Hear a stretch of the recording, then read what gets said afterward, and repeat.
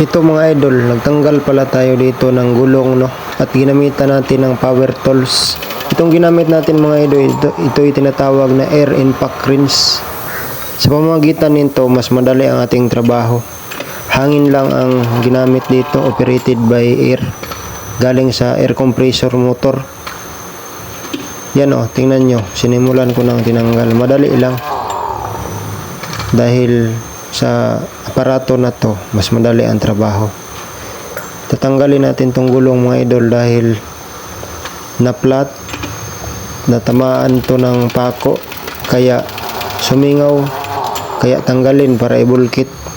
Tingnan nyo mga idol paano ginawa. Diba ang dali lang? Dahil sa power tools na to, ang ating trabaho mas madali, mas magaan. Pero pag wala, talagang gagamit tayo ng tie wrench at saka tubo, mano-mano. Pero medyo mahirap yun. Di gaya nito mga idol, tingnan nyo, mas madali lang ang trabaho, di ba? Kita nyo naman, mas madali ang trabaho kapag may power tools na air impact wrench. Oh, tapos na. At tanggalin na natin ng gulong. Yan na, tinanggal na. Kita nyo naman mga idol, oh, tinanggal na. Tapos katapos yan, baklasin na naman yan.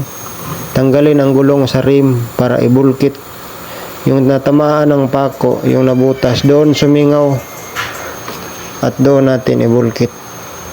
At yan ang mga idol, oh, kinuha na natin at dyan nakapwisto ng gulong. Pwede natin tirahin.